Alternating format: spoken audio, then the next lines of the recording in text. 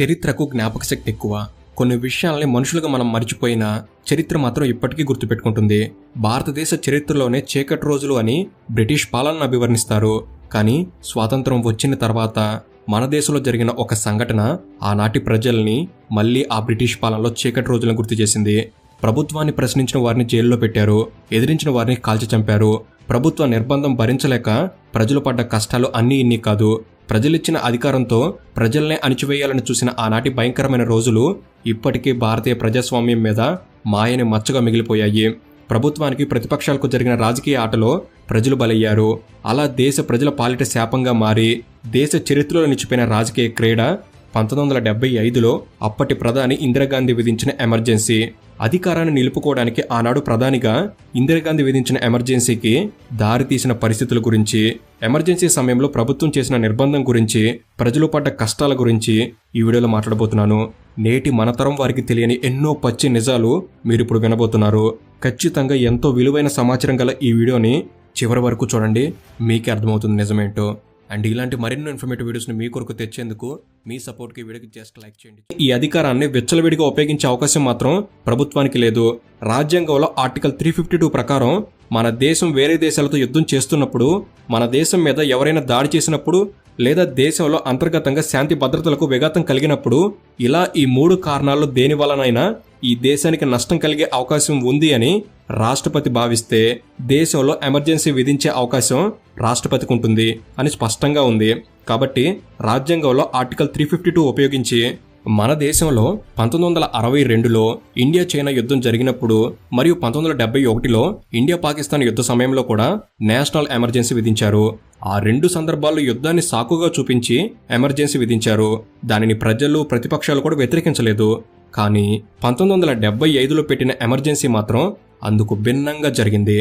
కాబట్టి 1975లో ఎటువంటి యుద్ధం లేకుండా అసలు ఎమర్జెన్సీ ఎందుకు పెట్టారో అనే దానికి ముఖ్య కారణం అప్పటి ప్రధాని ఇందిరాగాంధీ మీద సోషలిస్టు నేత రాజ్ నారాయణ అనే వ్యక్తి కేసు పెట్టడం. ఆ కేసులో కోర్టు తీర్పు ఇందిరాగాంధీ గారికి వ్యతిరేకంగా రావడంతో ఇందిరాగాంధీ తన ప్రధాన పదవిని కోల్పోవాల్సిన పరిస్థితి తలెత్తింది. అయితే అసలు ఈ కేసు గురించి వివరాల్లోకి వెళ్తే 1966లో జరిగిన లోక్సభ ఎన్నికల్లో కాంగ్రెస్ పార్టీ విజయం సాధించి ఇందిరాగాంధీ మొదటిసారిగా దేశానికి ప్రధానమంత్రి అయ్యారు. ఆ తర్వాత 5 సంవత్సరాలకి అంటే 1971లో మన దేశంలో మరోసారి లోక్సభ ఎన్నికలు జరిగాయి. కాబట్టి 1971 ఎన్నికల్లో ఇందిరాగాంధీ ప్రధానమంత్రి హోదాలో ఎన్నికల ప్రచారం చేసింది. ఆ ఎన్నికల్లో కాంగ్రెస్ పార్టీ కేంద్రంలో మొత్తం 518 పార్లమెంటు స్థానాలకు గాను 352 సస్థానాల్లో విజయం సాధించి అధికారాన్ని నిలబెట్టుకుంది. 1971 ఎన్నికల్లో ఇందిరాగాంధీ ఉత్తరప్రదేశ్లోని రాయ్ బరేలీ నియోజకవర్గం నుంచి సోషలిస్టు నేత రాజ్ నారాయణ్ని 1,10,000 ఓట్ల తేడాతో ఓడించి రెండోసారి ప్రధానమంత్రి అయ్యారు. కానీ రాజ్ నారాయణ అలహాబాద్ హైకోర్టులో ఇందిరాగాంధీ ప్రధానిగా ఉంటూ ఎన్నికల నిబంధనలు పాటించకుండా ఎన్నికల్లో ప్రభుత్వ ఉద్యోగుల్ని డబ్బుని తన పార్టీ కోసం, తన గెలుపు కోసం ఉపయోగించుకుని విజయం సాధించింది అని ప్రజా ప్రాతినిధ్య చట్టం ప్రకారం కేసు పెట్టడం జరిగింది. చట్ట ప్రకారం ఎన్నికల్లో విజయం సాధించిన ఏ వ్యక్తి మీదనైనా కంప్లైంట్ వస్తే 45 రోజుల్లో దానిపై కేసు నమోదు చేయాలి. రిప్రజెంటేషన్ ఆఫ్ పీపుల్ యాక్ట్ అంటే రాజ్యాంగంలోని ప్రజా ప్రాతినిధ్య చట్టంలో సెక్షన్ 123 క్లాజ్ 7 ప్రకారం ఎవరైనా అభ్యర్థి ప్రభుత్వ యంత్రాంగాన్ని ఎన్నికల్లో ఉపయోగించుకుంటే ఆ అభ్యర్థి ఎన్నిక చెల్లదు. అంతేకాకుండా 6 సంవత్సరాల పాటు ఎన్నికల్లో పోటీ చేసే అవకాశం కూడా కోల్పోతారు. అయితే 1971 ఎన్నికల్లో ఇందిరాగాంధీ మీద రాజ్ నారాయణ చాలా రకాలుగా ఎలిగేషన్స్ చేసి కోర్టులో కేసు వేశాడు. కానీ రాజ్ నారాయణ చేసిన అన్ని ఎలిగేషన్స్ ని కోర్టు పట్టించుకోలేదు. కానీ 2 ప్రధానమైన ఎలిగేషన్స్ ని కోర్టు అంగీకరించింది. వాటిలో మొదటిది, ఇందిరాగాంధీ ఎన్నికల్లో ఉత్తరప్రదేశ్ ప్రభుత్వానికి చెందిన లౌడ్ స్పీకర్, స్టేజ్ బారిగేట్స్ ను ఎలక్షన్ క్యాంపెయినింగ్ లో ఉపయోగించుకున్నారు అని, మరియు ఉత్తరప్రదేశ్ పోలీసుల్ని పార్టీ ప్రచార కార్యక్రమాలకు వాడుకున్నారు అని. ఇక రెండవ ఎలిగేషన్, యశ్పాల్ కపూర్ అనే కేంద్ర ప్రభుత్వ అధికారిని ఎలక్షన్ ఏజెంట్గా ఇందిరాగాంధీ ఉపయోగించుకున్నారు అని. యశ్పాల్ కపూర్ ఒక ఇండియన్ గవర్నమెంట్లో గెజిటెడ్ ఆఫీసర్. ఇతన్ని ఇందిరాగాంధీ మొదటిసారి ప్రధానమంత్రి అయ్యాక ప్రధానమంత్రి కార్యాలయంలో స్పెషల్ ఆఫీసర్గా నియమించబడ్డాడు. అలా ఇందిరాగాంధీకి దగ్గరగా పనిచేసేవాడు. ఈ యశ్పాల్ కపూర్ ఎన్నికల్లో ఇందిరాగాంధీ కోసం పనిచేశాడు. నిజానికి యశ్పాల్ కపూర్ ఎన్నికల ముందు అంటే 1971 జనవరి 13న తన ఉద్యోగానికి రాజీనామా చేశాడు. కానీ 1971 జనవరి 25న ప్రభుత్వం రాజీనామాను ఆమోదించింది. కాబట్టి జనవరి 25 వరకు యశ్పాల్ కపూర్ ప్రభుత్వ ఉద్యోగే. కానీ యశ్పాల్ కపూర్ రాజీనామా ఆమోదించబడకముందే అంటే జనవరి 19న ఇందిరాగాంధీని గెలిపించాలని బహిరంగంగా స్టేజ్ మీద మాట్లాడాడు. దాంతో యశ్పాల్ కపూర్ ఒక ప్రభుత్వ అధికారిగా ఉంటూనే ఎన్నికల్లో ఇందిరాగాంధీ కోసం పనిచేశాడని కోర్టు పరిగణించింది. దాంతో ప్రభుత్వ అధికారిని ఇందిరాగాంధీ ఎన్నికల్లో ఉపయోగించుకుందని కోర్టు భావించింది. ఇక్కడ ఒక విషయం గమనించాలి. ఎప్పుడైతే ఎన్నికల కోడ్ అమల్లోకి వస్తుందో ప్రధానమంత్రి అయినా కూడా ప్రభుత్వానికి సంబంధించిన ఏ అధికారుల్ని, ప్రభుత్వానికి సంబంధించిన ఏ వస్తువుని ఎన్నికల ప్రచారానికి ఉపయోగించుకోకూడదు. కానీ ఇందిరాగాంధీ సరిగ్గా అదే పనిచేసింది. దాంతో 1975 జనవరి 25న అలహాబాద్ హైకోర్టు ఇందిరాగాంధీపై అనర్హత వేటు వేసి రాజ్నారాయణ్ని ఎంపీగా ప్రకటించింది. దాంతోపాటు 6 సంవత్సరాల పాటు ఇందిరాగాంధీని ఎన్నికల్లో పోటీ చేయడానికి అవకాశం లేకుండా కోర్టు నిషేధించింది. దాంతో ప్రధానిగా ఇందిరాగాంధీ రాజీనామా చేయాల్సిన పరిస్థితి వచ్చింది. కానీ ఇందిరాగాంధీ అలహాబాద్ కోర్టు ఇచ్చిన తీర్పుని సుప్రీంకోర్టులో సవాల్ చేసింది. దాంతో 1975 జూన్ 24న సుప్రీంకోర్టు అలహాబాద్ హైకోర్టు ఇచ్చిన తీర్పు మీద పార్షియల్ స్టే విధించింది. దాంతోపాటు తర్వాత విచారణ జరిగే వరకు ఇందిరాగాంధీని ప్రధానమంత్రిగా కొనసాగడానికి సుప్రీంకోర్టు అంగీకరించింది.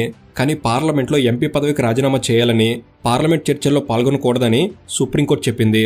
నిజానికి ఆ తీర్పు వచ్చిన తర్వాత మరో 9 నెలల్లో పార్లమెంట్ ఎన్నికలు జరగాల్సి ఉంది. కానీ ఆ తీర్పు అమలు చేస్తే 9 నెలల పాటు ప్రధానమంత్రి పదవికి దూరంగా ఉండడమే కాకుండా మరో 6 సంవత్సరాల పాటు ఇందిరాగాంధీ ఎన్నికల్లో పోటీ చేయడానికి అవకాశం లేదు. అయితే నిజానికి అప్పటి వరకు జరిగిన ప్రతి పార్లమెంట్ ఎన్నికల్లో కాంగ్రెస్ పార్టీ మాత్రమే విజయం సాధిస్తూ వస్తుంది. అప్పట్లో దేశంలో బలమైన ప్రతిపక్షం లేదు. జనతాదళ్, జనతా పార్టీ లాంటి పార్టీలు ఉన్నా కాంగ్రెస్ పార్టీని ఎదుర్కోగల సమర్థత ఆ రోజుల్లో ఆ పార్టీలకు లేదు. దాంతో ప్రజలు పదే పదే కాంగ్రెస్ పార్టీని మాత్రమే గెలిపిస్తున్నారు. అదేవిధంగా తర్వాత జరిగే ఎన్నికల్లో కూడా ఖచ్చితంగా కాంగ్రెస్ పార్టీ మాత్రమే అధికారంలోకి వస్తుంది అనే అంచనాలున్నాయి.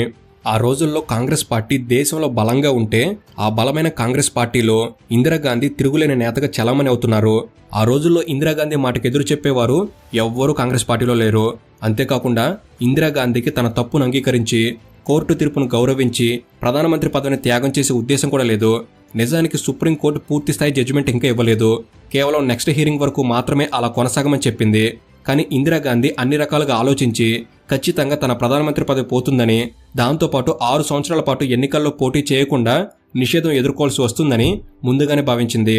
కాబట్టి న్యాయ వ్యవస్థ వల్ల తన పదవికి ముప్పు ఉందని ఇందిరాగాంధీ భావించింది.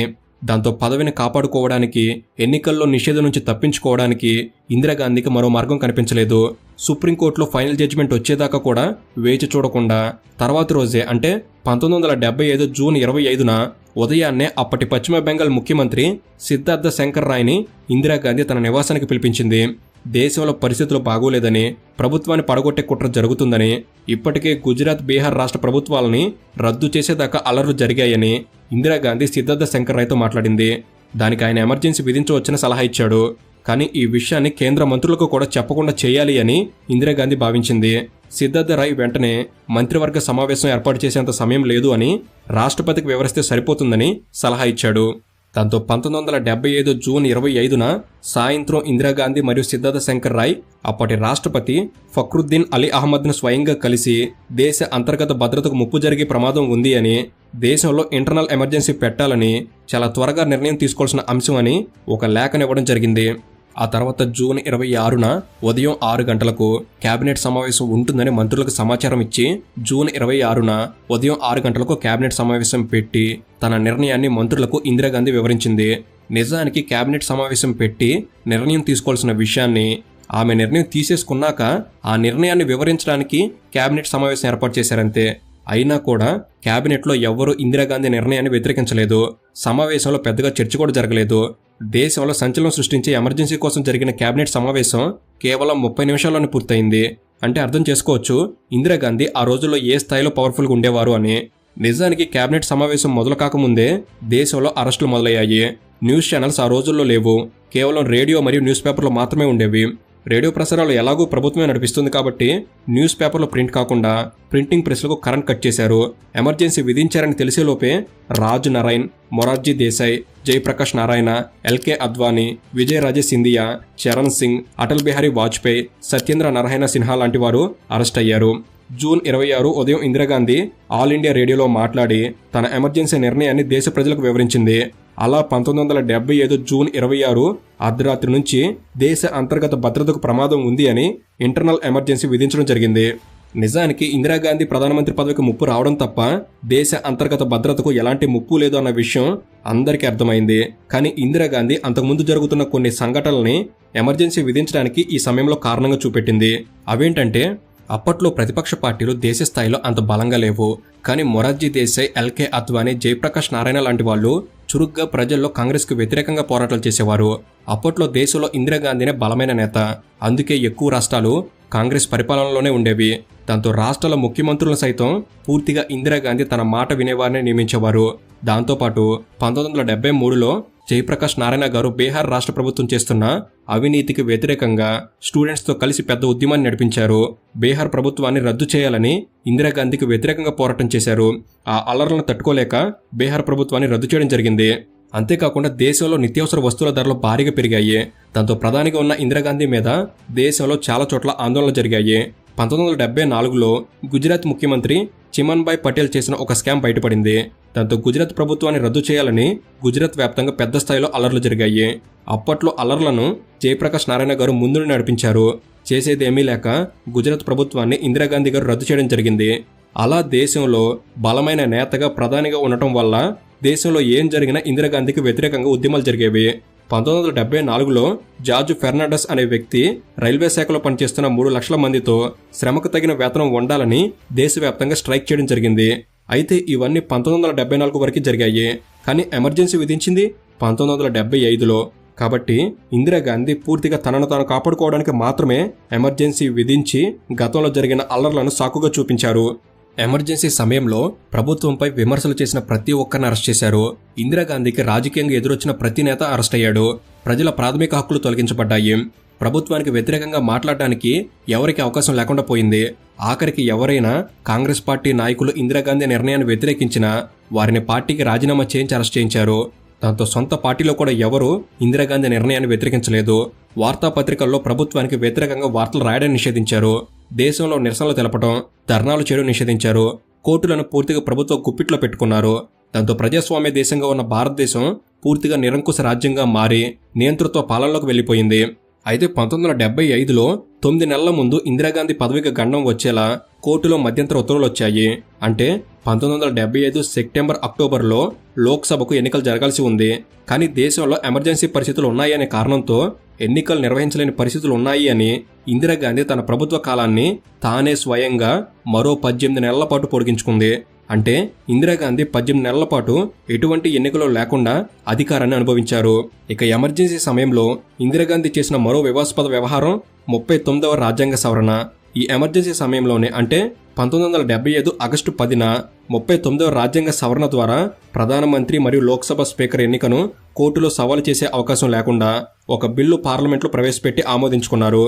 అలా ఆ బిల్లు పార్లమెంట్లో ఆమోదం పొందిన తర్వాత రాజ్యాంగంలో ఆర్టికల్ 329A అనే కొత్త క్లాజ్ చేర్చి ప్రధానమంత్రి మరియు స్పీకర్ ఎన్నికల విషయంలో కోర్టులు తలదూర్చే అవకాశం లేకుండా ఇందిరాగాంధీ చేసింది. ఈ వ్యవహారం కూడా అప్పట్లో వివాదాస్పదం అయ్యింది. కానీ ఎమర్జెన్సీ సమయం కావడంతో ఎవరూ వ్యతిరేకించలేదు. కానీ ఇందిరాగాంధీ తన పదవిని కాపాడుకోవడానికి చేతిలో ఉన్న అధికారాన్ని ఏ రకంగా ఉపయోగించుకుందో దీన్ని బట్టి మనం అర్థం చేసుకోవచ్చు. ఇక 1975 నవంబర్ 7న సుప్రీంకోర్టులో మరో ముఖ్యమైన సంఘటన జరిగింది. 5 సభ్యుల సుప్రీంకోర్టు ధర్మాసనం గతంలో అలహాబాద్ హైకోర్టు తీర్పుని మరియు సుప్రీంకోర్టు పర్షియల్ స్టేని పక్కన పెట్టి ఇందిరాగాంధీ ఎటువంటి అక్రమాలకు పాల్పడలేదని తీర్పు చెప్పారు. అయితే ఈ తీర్పు గురించి తెలుసుకున్న ప్రతి ఒక్కరికి అర్థమైన విషయం ఇందిరాగాంధీ సుప్రీంకోర్టుని కూడా సొంత ప్రయోజనాలకు ఉపయోగించుకుంది అని. దీనిపై ఇందిరాగాంధీ చాలా విమర్శలు ఎదుర్కోవాల్సి వచ్చింది. అయితే ఈ ఎమర్జెన్సీ సమయంలోనే ఇందిరాగాంధీ కుమారుడు సంజయ్ గాంధీ ఒక క్రూరమైన పనికి పాల్పడ్డారు. అప్పట్లో జనాభా పెరుగుదల ప్రభుత్వానికి చాలా ఇబ్బందిగా మారింది. దాంతో దేశంలో ప్రజలకు బలవంతంగా కుటుంబ నియంత్రణ ఆపరేషన్లు చేశారు. అప్పట్లో హాస్పిటల్స్ అంత అభివృద్ధి కాలేదు. కేవలం మహానగరాల్లోనే హాస్పిటల్స్ ఉండేవి.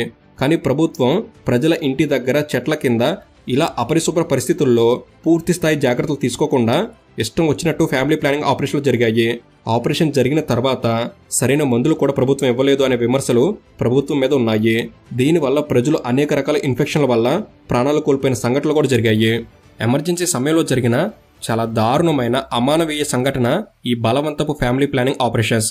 ఇక 1975 నవంబర్లో సుప్రీంకోర్టును ఉపయోగించుకొని తనకు అనుకూలంగా తీర్పు చెప్పించుకొని తన పదవిని కాపాడుకున్నా కూడా ఇందిరాగాంధీ ఎమర్జెన్సీని వెంటనే ఎత్తివేయలేదు. అలా 1977 మార్చి వరకు కొనసాగించింది. 1977 జనవరిలో లోక్సభ ఎన్నికలకు నోటిఫికేషన్ విడుదలైంది. దాంతో 1977 జనవరి 18న ప్రతిపక్ష పార్టీల నేతలు జైలు నుంచి విడుదలయ్యారు. ఆ రోజుల్లో కాంగ్రెస్ పార్టీని ఎదుర్కొనేంత బలంగా ఏ రాజకీయ పార్టీ లేదు.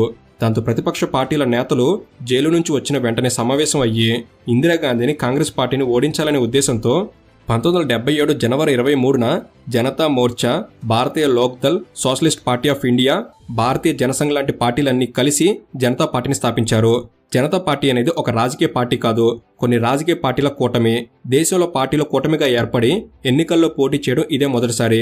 జయప్రకాష్ నారాయణ ఈ ఆలోచనను ముందుండి నడిపించాడు. చంద్రశేఖర్ అనే వ్యక్తి జనతా పార్టీ ప్రెసిడెంట్గా, రామకృష్ణ హెగ్డే పార్టీ జనరల్ సెక్రటరీగా వ్యవహరించారు. 1977 ఫిబ్రవరి, మార్చి నెలలో ఎన్నికలు జరిగాయి. ఎన్నికలు ముగిసే వరకు ఎమర్జెన్సీని ఎత్తివేయలేదు. 1977 మార్చి 21 వరకు ఎమర్జెన్సీ కొనసాగింది. దేశంలో ఎన్నికల ప్రక్రియ ముగిశాక మళ్లీ తానే గెలుస్తాను అనే ఉద్దేశంతో ఇందిరాగాంధీ అప్పుడు ఎమర్జెన్సీని ఎత్తివేశారు. అలా 21 నెలల పాటు దేశంలో ఎమర్జెన్సీ కొనసాగింది. ఇందిరాగాంధీ విధించిన ఎమర్జెన్సీ వల్ల కష్టాలు పడ్డ ప్రజలు ఆ ఎన్నికల్లో కాంగ్రెస్ పార్టీని ఓడించారు. అంతేకాకుండా జయప్రకాష్ నారాయణ్ దేశవ్యాప్తంగా ప్రచారం చేసి నియంత్రణను ఓడించాలని బలంగా ప్రజలకు వివరించాడు. అలా 1977 ఎన్నికల్లో కాంగ్రెస్ ఓడిపోయింది. ఎంతలా అంటే స్వయంగా ఇందిరాగాంధీ మరియు ఆమె కుమారుడు సంజయ్ గాంధీ ఇద్దరూ వారు పోటీ చేసిన స్థానాల్లో ఓటమి పాలయ్యారు. కొత్తగా ఏర్పడ్డ జనతా పార్టీ 295 స్థానాలు దక్కించుకుంది. కాంగ్రెస్ పార్టీ కేవలం 154 స్థానాలు మాత్రమే దక్కాయి. గత ఎన్నికల్లో 360 స్థానాల్లో విజయం సాధించిన కాంగ్రెస్ పార్టీ 1977 ఎన్నికలు వచ్చేసరికి కేవలం 154 స్థానాల్లో మాత్రమే విజయం సాధించింది. అంటే అర్థం చేసుకోవచ్చు ఎమర్జెన్సీ ప్రభావం కాంగ్రెస్ పార్టీ మీద మరియు ఇందిరాగాంధీ మీద ఎంతలా పడిందో అని. అలా మొట్టమొదటిసారి మన దేశంలో 1977లో నాన్ కాంగ్రెస్ గవర్నమెంట్ ఏర్పడింది. 1977 ఎన్నికల్లో జయప్రకాష్ నారాయణ్ జనతా పార్టీ తరపున ఎక్కువగా ప్రచారం చేసి ఆ పార్టీని అధికారంలోకి తెచ్చాడు. కానీ జయప్రకాష్ నారాయణ్ కిడ్నీ వ్యాధితో బాధపడేవాడు. దాంతో ఆయన ప్రభుత్వ ఏర్పాటులో భాగం కాలేదు. కానీ జనతా పార్టీ అధికారంలోకి వచ్చిన తర్వాత ప్రధానమంత్రి పదవి కోసం మొరార్జీ దేశాయ్, చరణ్ సింగ్ మరియు జగజ్జీవన్ రామ్ ఈ ముగ్గురు పోటీపడ్డారు. కానీ 1977 మార్చి 24న మొరార్జీ దేశాయ్ ప్రధానమంత్రిగా ప్రమాణ స్వీకారం చేశారు. చరణ్ సింగ్ కేంద్ర హోం మంత్రిగా మరియు జగజ్జీవన్ రామ్ కేంద్ర రక్షణ శాఖ మంత్రిగా ప్రమాణ స్వీకారం చేశారు. జనతా పార్టీ ప్రభుత్వం ఏర్పడిన తర్వాత ఎమర్జెన్సీ కాలంలో జరిగిన ప్రజాస్వామిక విధానాల మీద కూడా విచారణ మొదలుపెట్టారు. కానీ హోం మినిస్టర్ చరణ్ సింగ్ ఇందిరాగాంధీ మీద మరియు ఆమె కొడుకు సంజయ్ గాంధీ మీద విచారణ చేయడానికి ప్రత్యేకమైన కమిషన్ ఏర్పాటు చేయాలని పట్టుపట్టాడు. కానీ ప్రధాని మొరార్జీ దేశాయ్ అందుకు అంగీకరించలేదు. దాంతో మొరార్జీ దేశాయ్కు చరణ్ సింగ్కి మధ్య అభిప్రాయ భేదాలు మొదలయ్యాయి. కానీ చరణ్ సింగ్ మాత్రం మొరార్జీ దేశాయ్ మాట పట్టించుకోకుండా ఇందిరాగాంధీ ఎన్నికల్లో అవకతవకలకు పాల్పడిందని, ప్రధానిగా ఉన్నప్పుడు ఫ్రెంచ్ ఆయిల్ కంపెనీకి లాభం జరిగేలా వ్యవహరించింది అని అరెస్ట్ చేయించారు. దాంతో ఇందిరాగాంధీకి ప్రజల్లో సింపతి పెరిగింది. అయితే ప్రధానమంత్రి మొరార్జీ దేశాయ్ అనుమతి లేకుండా చరణ్ సింగ్ ఆదేశాలతో ఇందిరాగాంధీని అరెస్ట్ చేయడంతో మొరార్జీ దేశాయ్కు ఈ వ్యవహారం నచ్చలేదు. కానీ చరణ్ సింగ్ మాత్రం తాను చేసిన పని సమర్థించుకుంటూ వేరే దేశాల్లో అయితే ఇందిరాగాంధీని ఉరి తీసేవారు, కానీ మన దేశంలో విచారణ జరపడానికి కూడా వెనకాడుతున్నామని బహిరంగంగా మాట్లాడడం మొదలుపెట్టాడు. అలా ఒక్కసారిగా మొరార్జీ దేశాయ్కు చరణ్ సింగ్కి మధ్య ఉన్న విభేదాలు బయటపడ్డాయి. అంతేకాకుండా మొరార్జీ దేశాయ్ ప్రధానిగా ఉన్నప్పుడు ఉత్తరప్రదేశ్ మరియు బీహార్లో ఆర్ఎస్ఎస్ ఆధ్వర్యంలో అల్లర్లు జరిగాయి. దాంతో చరణ్ సింగ్ సోషలిస్ట్ నేత రాజనారాయణని కలిసి ప్రభుత్వం ప్రజల నమ్మకాన్ని కోల్పోయిందని, ప్రభుత్వానికి మద్దతు ఉపసంహరించుకోవాలని కోరడం జరిగింది. అయితే ఎల్కే అద్వానీ, అటల్ బిహారీ వాజ్పేయి ఆర్ఎస్ఎస్ని సమర్థించారు. కానీ రాజనారాయణ సోషలిస్ట్ నేత కావడంతో సెక్యులర్ విధానాలకు ఆయన వ్యతిరేకం.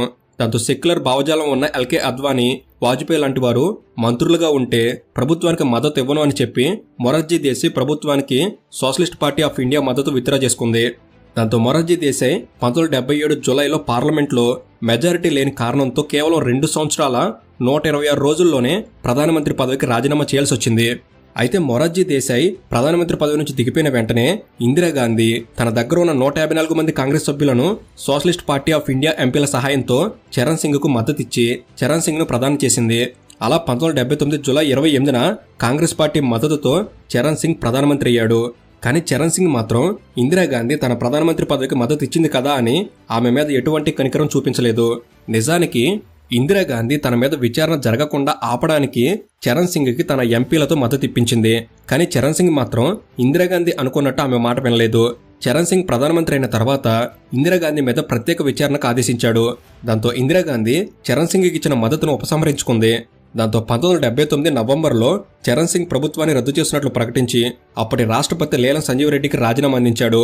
దాంతో చరణ్ సింగ్ ప్రభుత్వం కూడా ఏర్పడిన 170 రోజుల్లోనే కూలిపోయింది. దాంతో దేశంలో వెంటనే ఎన్నికలొచ్చాయి.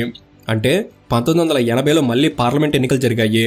అయితే అప్పటి వరకు సుస్థిరమైన ప్రభుత్వాలను చూస్తూ వస్తున్న దేశ ప్రజలు 3 సంవత్సరాల్లోనే 2 ప్రధానమంత్రులు మారటం, చిన్న చిన్న పార్టీలు కూటమిగా ఏర్పడి ఐక్యత లేక విడిపోవడం, ఇవన్నీ గమనించిన ప్రజలు 1980లో జరిగిన ఎన్నికల్లో మళ్లీ కాంగ్రెస్ పార్టీని గెలిపించి ఇందిరాగాంధీని ప్రధాని చేయడం జరిగింది. అలా దేశంలో ఉన్న రాజకీయ అస్థిరత వల్ల ఇందిరాగాంధీ ఎమర్జెన్సీ పేరుతో ఎన్ని దారుణాలు చేసినా, ఎంతమందిని జైలు పాలు చేసినా, కోర్టులను తనకు నచ్చినట్లు ఆడించినా, ప్రజాస్వామ్యాన్ని నియంతృత్వంగా మార్చినా, ఇలా ఏం చేసినా 3 సంవత్సరాల్లోనే మళ్లీ దేశం ఇందిరాగాంధీనే ప్రధానిగా ఎన్నుకోవాల్సి వచ్చింది.